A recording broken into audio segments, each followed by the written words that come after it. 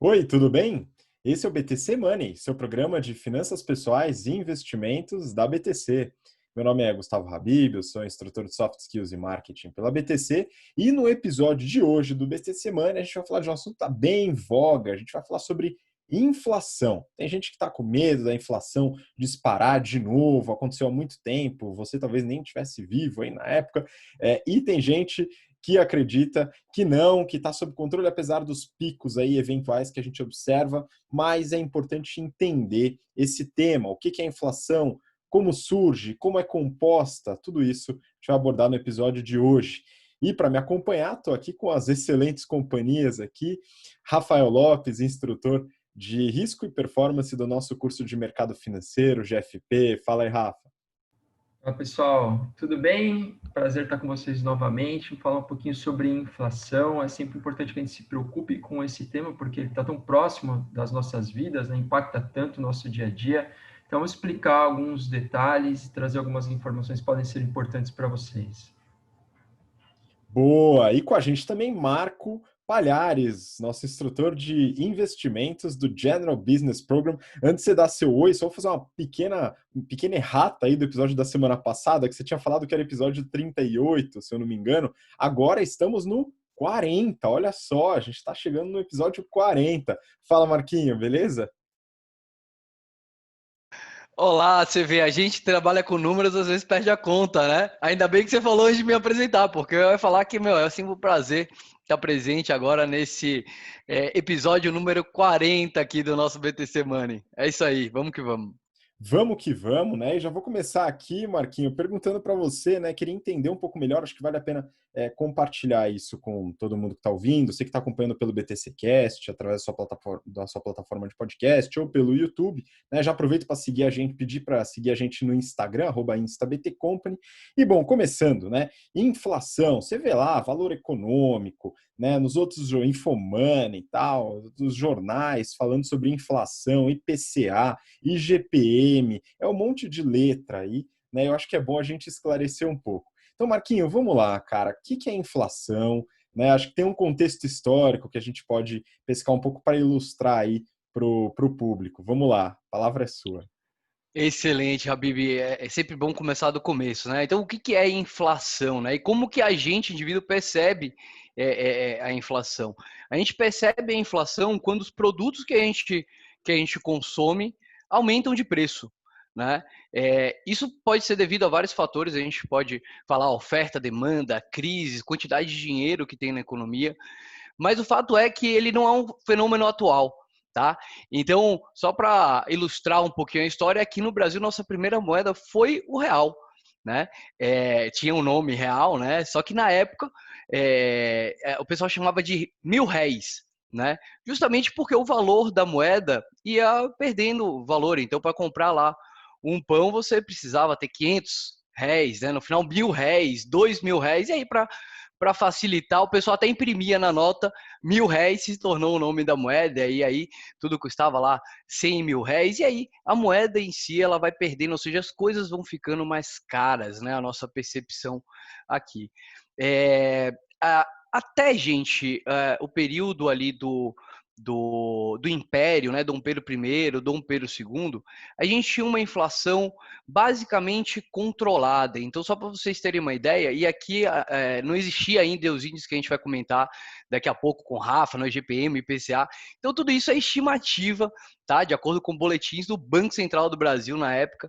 Então, só para vocês terem uma ideia, de 1862 até 1881, a gente teve inflação rodando na média entre 2 e 0, né? Ou seja, não existia muito aumento de preços. Depois que entrou a República, é, a inflação aumentou um pouquinho, mas ainda de forma controlada. Então, a gente teve períodos, por exemplo, ali de 1892 até 1901, com inflação de 5,8. Em 4 anos seguintes, tivemos, inclusive, uma deflação, né? Uma diminuição nos preços, mas foi a partir de 42 que a gente começou a ter uma inflação, um aumento geral de preços. E aí, pessoal, eu estou trazendo esses dados todos em percentuais anuais, tá? A partir de 1942, por exemplo, até 1951, a gente teve uma inflação de 12%, já quase o dobro daquilo que se tinha esperado. tá? E aí, galera, esse índice não parou de aumentar, tá? Então, o que era 12 foi para 18, 50% ao ano lá entre 1962 e 64. E aí, a partir de 77, mais ou menos, a gente entrou numa época aqui no Brasil que muitos dos nossos ouvintes viveram, que foi a época da hiperinflação.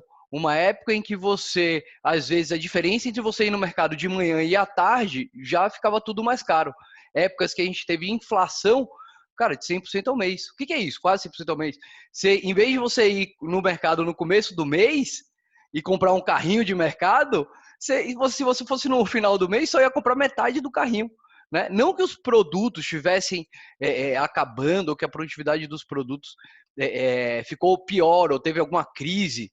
Não, mas simplesmente porque o preço dos produtos ficava mais caro. E é assim que a gente vai entender o índice de inflação. Tá? Que a gente vai falar hoje, GPM, IPCA.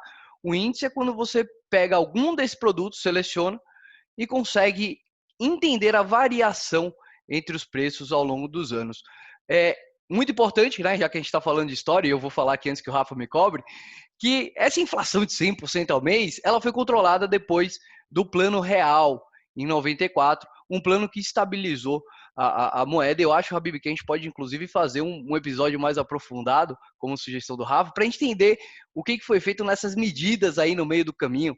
Cara, a gente teve 7 novas moedas aí nessa época de hiperinflação, a gente teve congelamento de preços, confisco de poupança, mas é isso aí, vamos focar no atual. Espero que tenha sido um bom resumo aí sobre inflação. Não, muito bom, muito bom. Então, assim, a gente pode entender a inflação como um aumento generalizado de preços, né? Isso tem algumas causas, né? Você pode ter diferenças aí na oferta e na demanda, você tem muita demanda por produto, por serviço, né? Você tem uma baixa oferta. Então, o pessoal fala muito do preço do arroz, né? O arroz subiu. O arroz subir não indica necessariamente inflação, né? Inflação necessita um aumento generalizado, né? Não um aumento. Isso não quer dizer que não tenha, né? Mas ele por si só não indica, né? Porque é um aumento, digamos, pontual, um produto, uma categoria de produto. Né, tem a disponibilidade, liquidez dentro da economia, disponibilidade de moeda, tem os choques de oferta, tem uma série de aspectos que influenciam nesses índices, né, nesse aumento de preço. E aí eu queria que o Rafa comentasse um pouco, né, sobre como que a gente mede isso, né? Então, legal, o Marco falou, pô, na época da hiperinflação, você ia no mercado de manhã, à tarde já estava mais caro, né? Hoje isso daqui já não acontece mais, né? Mas ainda assim a gente pode observar aumentos de preço. Rafa, como que acontece essa medida, né? O que você pode colocar aí sobre esse ponto? Legal. Bom, a gente está muito acostumado a ver no noticiário, seja no jornal, seja na televisão, na internet, principalmente dois índices, né? O IPCA e o IGPM. E o que significa, né? De que maneira exatamente esses índices são calculados? Então, a primeira informação relevante é que o IPCA é um índice calculado pelo IBGE, pessoal, e é um índice que é utilizado como referência para a tomada de decisão de política monetária do Banco Central. Então, quando o Banco Central se reúne a cada 45 dias no Comitê de Política Monetária para a definição da meta Selic, ele está olhando justamente para o IPCA. Né? Então, vamos lá. Ó. Esse índice, né, ele tem como unidade de coleta de preços estabelecimentos comerciais e de prestação de serviços, tá? E sua coleta acontece num mês fechado, então sempre do dia 1º até o dia 30 do mês de referência. A população objetivo do IPCA são famílias com rendimentos entre 1 e 40 salários mínimos, residentes em áreas urbanas de regiões que são região metropolitana de Belém, Fortaleza, Recife, Salvador, Belo Horizonte, Vitória, Rio, São Paulo, Curitiba, Porto Alegre, Distrito Federal e alguns municípios também, Goiânia, Campo Grande, Rio Branco, São Luís e Aracaju. Né? Então, quando a gente olha para esse índice e interpreta, né, o significado, nós podemos inferir que é um índice calculado de acordo com a cesta de consumo, né, de famílias que são famílias que têm rendas entre 1 e 40 salários mínimos, ou seja, não são famílias, vamos dizer assim, das classes mais altas, apesar que 40 salários mínimos já é uma renda razoável, mas a gente pode imaginar que é de uma renda talvez baixa até intermediária, né? E de regiões metropolitanas. Então, a gente não está olhando tanto para o comportamento de preços de famílias que moram no campo. Além disso, a gente tem que entender ou interpretar que é uma cesta de consumo de varejo, né? Ou seja, são preços que estão na ponta, de produtos que estão sendo oferecidos na ponta. Isso até ajuda a gente a entender os resultados que são medidos, né? Quando a gente olha para um IPCA, o IPCA acumulado está, sei lá, 3%, 4%, 5%, a gente consegue fazer essa ponte. Então, esse é o primeiro índice mais conhecido. E às vezes a gente vê um outro índice também, que é o IPCA 15, que nada mais é que o mesmo IPCA, só que medido numa janela distinta. Então, o IPCA 15, ele é calculado entre os dias 15 e 16 de cada mês, né? Então, diferente do IPCA, que é no mês fechado, o IPCA 15 é entre a metade dos meses, né? Mas é a mesma coisa, ou toda a metodologia de cálculo é exatamente igual. Bom, já quando a gente olha para o IGPM, o significado é um pouquinho distinto. O IGPM, na verdade, é a composição de 3 outros índices de inflação, que são o IPA, o IPC e o INCC. Vamos falar de cada um deles. Todos esses índices são calculados não pelo IBGE, mas pela FGV. Então, no caso, é uma instituição privada que faz o cálculo desses índices de inflação, mas, obviamente, uma instituição de muita credibilidade, né? Por isso, esse índice é utilizado também de diversas maneiras. Por exemplo, o IGPM é um dos índices utilizados para a correção dos contratos de aluguel comumente, né? Então, falando da composição dele, primeiro o IPA, que é o índice na sua origem, né? Foi batizado como índice de preços por atacado, mas hoje significa índice de preços ao produtor amplo, né? Ele registra variações de preços de produtos agropecuários e industriais nas transações empresariais, ou seja, nos estágios de comercialização anteriores ao consumo final. Portanto, é um índice que captura muito mais os preços de atacado.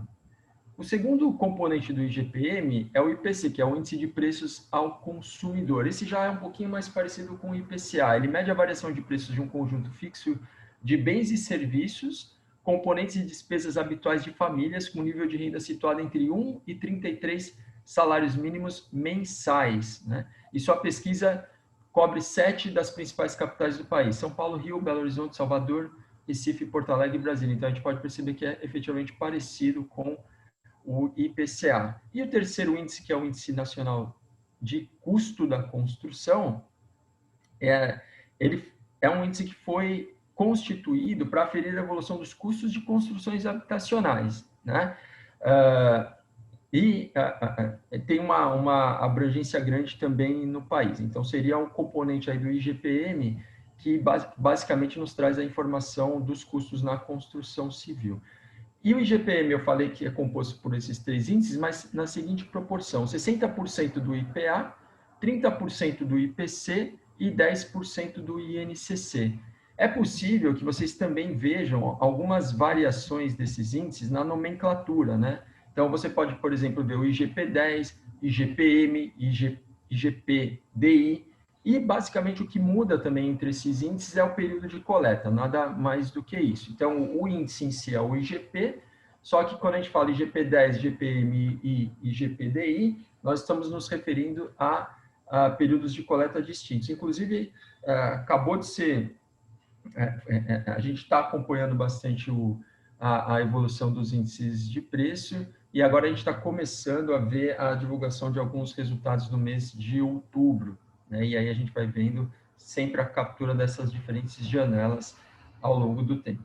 Rafa, muito bom. Depois eu quero voltar na questão da diferença dos índices e como eles se veem, né? Porque a gente vê um crescendo, outro não crescendo, enfim. Mas eu queria passar a bola para o Marquinho, porque a gente teve uma conversa outro dia, né? E eu tinha uma dúvida, né? O Marquinho me ajudou.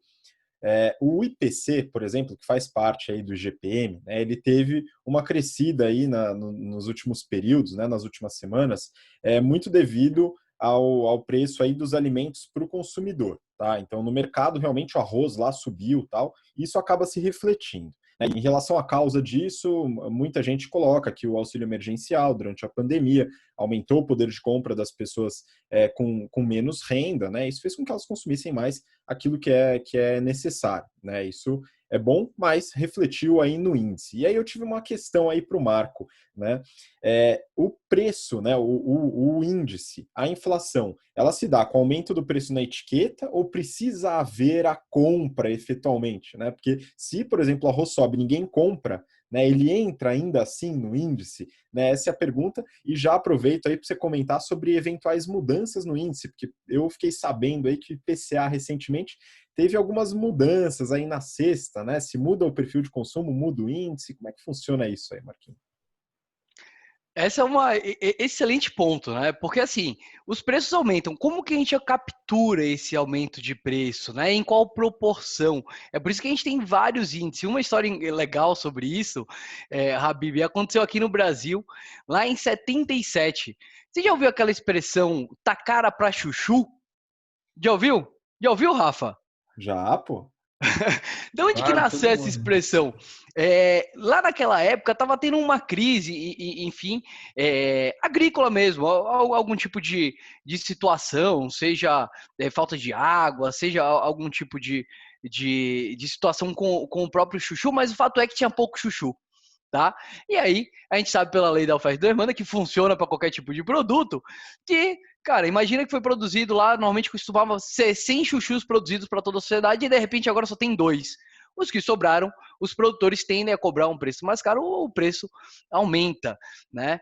E aí a história é o seguinte, a história é que o ministro da Economia na época, né, na época ministro da Fazenda chamava-se, ele deu uma coletiva e falou que o problema da inflação era o chuchu, e aí mandou tirar o chuchu lá do índice e de repente não contabilizava-se mais o preço do chuchu. Até hoje a gente tem essa história do dar caro para chuchu. Mas esse é o grande diferencial, Habib, entre as metrificações de cada índice, tá?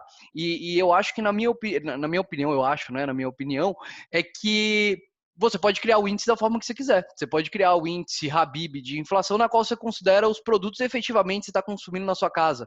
Você pode criar um índice, Rafa, de inflação que contabiliza não o que foi efetivamente vendido, mas o que está à disposição. E aí a gente tem uma flexibilidade disso daí. Eu não sei como é que funciona o IPCA e o IGPM, eu imagino que todos eles são preços efetivamente praticados no mercado, tá? Muito mais do que a oferta que está lá no mercado. E aí a gente tem, inclusive, outras considerações a se fazer sobre essa medida. Porque, Habib, você concorda comigo que uma família pobre, ela vai ter um hábito diferente de consumo de uma família rica? Uma família pobre vai usar, provavelmente, grande parte do seu salário para alimentação. Enquanto uma família mais rica vai consumir outros tipos de produtos, como, por exemplo, transportes, bens industriais, enfim. E cada um desses produtos tem uma variação diferente de preço, né? Ou seja, você, mesmo para o mesmo índice, se você quebrar por faixa de salário, outros tipos de estudos, você consegue ter inflações diferentes. Eu acho que depois que o Rafa trouxer os dados aí do IGPDI, eu acho que eu posso trazer um pouquinho dos dados aqui do IPCA até setembro, que saiu agora. Muito bom, né? Acho que vai ser bom que o Rafa vai esclarecer agora como que subiu cada índice e por quê, né? Acho que trouxe alguns desses dados, né, Rafa? E aí eu ia aproveitar e fazer uma outra pergunta. A gente falou, né? O Marquinho comentou aí brevemente sobre as causas da inflação, né? Oferta e demanda. A gente tem os choques de oferta muitas vezes na parte de commodities. Os gastos públicos podem influenciar, expectativas de inflação, né? Então o Marquinho trouxe muito bem aí o plano real, né? E a gente tem ali o estudo Larida, né? Grande aí, André Lara Rezende, Pércio Arida, né? Trabalhando sobre as expectativas de inflação para desenhar o plano real. E tem um outro aspecto que eu esqueci de pontuar, eu quero que o Rafa comente sobre isso, né? Câmbio afeta a inflação e como? Né? Então, Rafa, se você puder colocar esses dois pontos, né, rapidinho sobre o câmbio e depois falar dos índices aí e como são diferentes. O câmbio afeta a inflação, principalmente pelo canal dos custos, né? Ou seja, toda empresa que tem parte das suas despesas atreladas ao câmbio. Obviamente, existem instrumentos de hedge, ou seja, que ela pode se proteger disso, mas ainda assim, não é algo, vamos dizer assim, perfeito, que elimina totalmente o efeito do câmbio, não é toda empresa que tem capacidade operacional, conhecimento para conseguir implementar um hedge bastante efetivo, né? Então, a gente tem casos, exemplos bastante conhecidos, a Ambev, enfim, N outras empresas muito bem administradas que fazem uso desse instrumento, mas empresas pequenas e médias têm muito mais dificuldade para implementar o hedge de despesas. Então, quando a empresa tem um aumento de custo, né, via aumento do câmbio, isso é o que a gente chama de inflação de custo, é uma das fontes de inflação. E aí ela tenta, obviamente, repassar esse custo para a ponta, só que não necessariamente ela vai conseguir fazer isso, vai depender das condições de mercado, de competição, de demanda, né? Tem a elasticidade de preço de cada produto. Então, a gente enxerga um aumento no custo para a empresa e esse aumento tende a se refletir na ponta para o consumidor, mas ele não acontece necessariamente, né? Tem outros caminhos de contágio através do dólar, por exemplo, em produtos que são denominados em dólar. Então, todas as commodities, e aí a gente está falando principalmente de produtos agrícolas, são denominados em dólar, eles são cotados em dólar. Então, quando o dólar sobe, da noite para o dia você vê um aumento bastante expressivo no custo ou no preço desses produtos também, né? E aí é uma decisão do produtor de produzir mais, menos, porque ele efetivamente vai vender aquele preço e isso impacta também a cesta de consumo de todo mundo, né? No caso, o alimento é algo que você eventualmente pode buscar um bem substituto, você pode comprar um pouco menos daquele alimento específico que eventualmente sofreu uma alta mais expressiva, mas através desse canal também, ou seja, produtos que são denominados em dólar, a gente vê um aumento também significativo da inflação. E tem os produtos importados, né? Todos os produtos que são importados e vendidos, aqui simplesmente distribuídos no Brasil, também sofrem o efeito do dólar. Então, quando o dólar aumenta, todo e qualquer produto que foi importado e entra no mercado competindo com o produto nacional, vai sofrer também uma pressão de aumento de preços, tá? Ô, Rafa, só um ponto rápido, aproveitando parênteses aí que você falou sobre o câmbio, né, e o repasse. Isso é interessante. Semana passada, no outro programa aqui, a gente falou sobre a Camil. Eu analisei os resultados da Camil recentemente, fiquei curioso com o negócio do arroz e tal. E tem um caso curioso justamente nesse ponto. O arroz, né, teve esse aumento de preço para o mercado, a indústria, né? Então a commodity subiu junto com o dólar, como você comentou, e o preço foi repassado ao consumidor. No caso do açúcar, a Camil é dona aí do Açúcar União, o açúcar eles não conseguiram repassar ao consumidor, apesar do aumento do preço da commodity. Então nem sempre acontece, porque tem outras forças de mercado atuando. Muito bom. Bom, vamos lá, continua aí. E aí, trazendo os resultados, né, que você havia solicitado sobre o acúmulo dos índices de inflação, e eu vou falar da família do IGP. O IGPM, no ano de 2020 até setembro, ele sofreu um acúmulo de inflação de 14,4%. Em 12 meses, 17,94%. Quando a gente olha para os componentes desse índice, né, que é o IPA, o INCC e o IPC, a gente percebe que o aumento veio principalmente do IPA. O IPA no ano subiu 20,15%, em 12 meses 25,27%, que é justamente o preço, é o índice que captura de forma mais direta o aumento do preço no atacado, né? O INCC no ano está 4,60 e em 12 meses 5,03, até engraçado porque a gente tem percebido um aumento maior dos itens de construção civil, mas pelo INCC os aumentos não foram tão expressivos, né, em 12 meses 5%, e o IPC, que é o mais parecido com o IPCA, 2,04 no ano e 3,05 em 12 meses. Pois é, e aí a gente compara, né? A gente, pô, quase 18%, né, no acumulado dos últimos 12 meses do IGPM, né? Então isso muitas vezes assusta, né? Mas por outro lado, o IPCA não teve essa subida, né? Você tem o dado aí do acumulado do IPCA, Rafa? Tenho também o dado do acumulado IPCA no ano, está 1,34%, então bem aquém do IGPM, e em 12 meses 3,14%.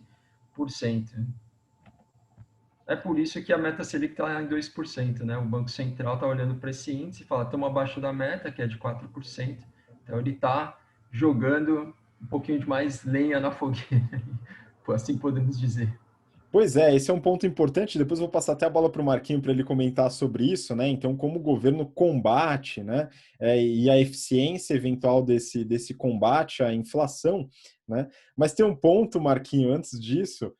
O Rafa falou do aumento do IPA, né? Do preço aí, geralmente do atacado, aí do produtor.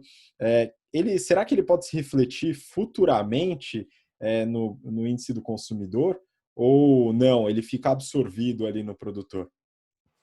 Sem dúvida que afeta, né, Habib? Se a gente pega, inclusive, só a parte do agro do IPA, a gente tem uma inflação de 46,2%, muito devido ao aumento do dólar, né? E se a gente pega o IPCA hoje e divide, né, por categoria, o IPCA ele é composto de produtos de consumo, mercado, bens industriais, viagens. Então, por exemplo, um setor que agora na pandemia foi afetado foi o setor de viagens. Né? A gente teve uma deflação de preço, você compra passagem hoje bem mais barata do que antes lá da pandemia. Mas o que mais subiu no IPCA foi a parte de consumo, Habib. A gente teve um aumento nos últimos 12 meses na parte de consumo de 15,4% na parte de consumo de alimento. Então, esse aumento do dólar já está afetando, né, a parte do consumo. A gente vê em alguns produtos como arroz, não vê em outros, mas na média, né, e essa é a ideia do índice, subindo 15,4%.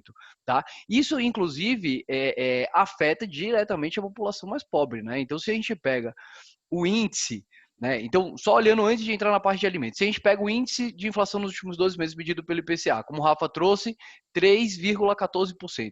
Se a gente tira alimentos disso daí, Habib, vai para 1,16%. Ou seja, tá tranquilo. Se não tivesse alimentos no IPCA, fala aí, Rafa, dava para reduzir ainda mais a taxa de juros, não é isso? Vamos ver se a gente faz a história lá do chuchu, tira os alimentos aí do IPCA. Mas beleza. E aí, quando a gente olha a cesta de consumo, né, olhando que famílias que ganham até R$ 1.650 por mês, consideradas de renda muito baixa, e pessoas acima de R$ 16.509, considerado renda muito alta, e classificar isso daí pelo consumo, ou seja, uma pessoa que está com uma renda muito baixa usa grande parte da sua renda para consumir produtos de consumo de alimentos de mercado, a gente tem uma diferença de inflação muito grande. E esse está, na minha opinião, um dos principais problemas da inflação. Ele afeta, Habib, principalmente as pessoas mais pobres, tá? Até porque as pessoas mais ricas normalmente usam de instrumentos financeiros para conseguir se proteger sobre isso. E aqui no nosso programa BTC Money a gente tem ensinado várias dessas técnicas aí para se proteger e coisas mais avançadas que vocês podem aprender no GFP, como derivativos, né? Opções de proteção que a gente utiliza e grande parte das empresas estruturadas utilizam, que o Rafa acabou de comentar. Aí recomendo fazer lá o GFP, nosso curso de finanças do BTC. Tá bom? Você me perguntou, Habib, sobre como que o governo pode atuar para controlar a inflação. Bom, eu posso dar uma resposta do que ele não pode fazer? Ele não pode controlar preços, porque gera falta de produtos e aí filas, tá? E ele, como a gente está vendo na Argentina, e, na minha opinião, o que ele também não pode fazer é confiscar poupança, tá bom? Vou deixar por aí, depois a gente fala mais um pouquinho. Muito bom. Não, acho que as contraindicações foram bem prudentes. Eu vou querer ouvir a visão do Rafa, né? Eu tenho algumas reticências aí sobre a política de controle de inflação utilizada hoje, né, no Brasil, que seria unicamente através da taxa de juros, mas como é feita hoje no Brasil através do Copom, que o Rafa vai comentar agora, né? Mas esses pontos são importantes. Eu queria lembrar, Rafa, desculpa, Marquinho, que já houve esse tipo de controle, não só com esses instrumentos, mas teve um outro instrumento que era a eliminação dos produtos, né? Não sei se você lembra das grandes queimadas aí de produtos prontos, café e tal, pelo excedente de oferta, né? Então, tem outros caminhos heterodoxos aí para poder trabalhar com a inflação. Mas, Rafa, Mas queimar café, só para queimar café era para evitar a deflação, né? Tinha É muito verdade. café, e aí o preço estava caindo, né? E aí eles queimaram. Meu, absurdo, né? E só para complementar, Habib, antes de você passar para o Rafa, eu esqueci de falar os dados do IPCA dividido por classe. Né? Então, o IPCA nos últimos 12 meses, gente, estou aqui com um estudo do IPEA, Instituto de Pesquisa de Econômica Aplicada, lançado agora em outubro, com os dados até setembro desse ano, tá?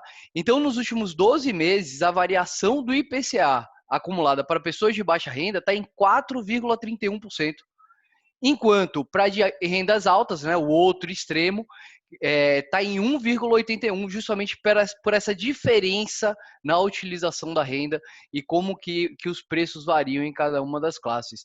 Ou seja, a inflação prejudicando aqui com dados, né, exatamente os mais pobres. Né? Eu fico imaginando um indivíduo que tem dinheiro na poupança, né, vendo seu dinheiro render lá 1, nada, e tudo ficando mais caro em 4,31%. Óbvio que a gente está muito longe dos 100% ao mês, tá? Aqui está a inflação controlada, a gente não é para se desesperar, tá? Não, muito bom, bem colocado. Esses dados corroboram com aquele ponto que você colocou, que de fato, né, ela influencia aqueles que são mais afetados pela cesta básica, pelos itens mais presentes aí no dia a dia do supermercado do consumidor. E bom, para finalizar então, Rafa, vamos lá, dados as inflações, né, os índices e tal, a gente tem hoje a política de combate à inflação, né? Como que funciona isso hoje, né? Como é que está essa atuação para a gente não ter um pico inflacionário aí e ter problemas dentro das famílias aí com essa desvalorização da moeda e o preço maior de todos os produtos. O órgão responsável pelo controle da inflação é o Banco Central, né? E basicamente ele atua através de um instrumento de política monetária, que é a definição da taxa de juros de curtíssimo prazo, né? A taxa de juros básica da economia. Então, quando ele joga a taxa lá para baixo, que é o que ele está fazendo agora, a gente tem uma Selic de 2%, ele gera um estímulo econômico simplesmente porque ele faz com que o custo do crédito, entre aspas, diminua, deveria diminuir, né? Se os riscos fiscais estiverem controlados, e aí se o custo do crédito cai, a demanda aumenta, e aí você tem um aumento da inflação. Então, como a gente está medindo o IPCA, a gente comentou que ele está em torno de 3% e a meta é 4%, tem um espaço para ele estimular a demanda e fazer com que esse IPCA convirja para o centro da meta, que é de 4%. E ele está fazendo isso também porque a gente está atravessando um momento bastante atípico, né? A gente está atravessando uma crise de saúde, isso tem feito com que, primeiro, a demanda, existe um risco aí da demanda cair por conta de aumento de desemprego, menos circulação das pessoas, né? E aí a gente tem que ficar um pouquinho de olho também na oferta, que até agora a gente não enxergou muito no balanço, né? Parece que a demanda ela está caindo mais do que a oferta, mas também tem muito negócio fechando. Então esse é um ponto que o Banco Central tem que ficar atento. Agora, uma outra questão importante é do ponto de vista do investimento, né? Quando o Banco Central joga a taxa lá para baixo, isso faz com que as alternativas que a gente tem de investimento para a constituição da nossa reserva de emergência, que é aquele recurso que nós deixamos alocado para qualquer eventualidade que aconteça, seja um recurso de proteção, um colchão de liquidez, renda muito pouco. Em termos de ganho real, que é o ganho acima da inflação, como o IPCA está 3,14, uma Selic o IPCA 3,14 o acumulado, né? Mas o implícito, ou seja, o esperado, também está um pouquinho mais alto. Então, isso resulta num juro real negativo. E aí, como é que o investidor reage a isso? O investidor estrangeiro tirando dinheiro do país e muitas vezes o local, começando, a gente tem muita alternativa também de investimento lá fora, o local ou ele joga o recurso dele para investir em ativos de mais risco, ou ele manda o dinheiro para fora também. Então, isso faz com que exista um risco justamente de um desequilíbrio por conta de saída de recursos. E o Brasil depende muito de poupança externa, depende de poupança interna também. Portanto, é um pouquinho temerário, vamos dizer assim. Tem vários analistas que estão olhando para isso com um certo receio, né? Então, esse é um ponto importante, que é como isso está afetando também os nossos investimentos.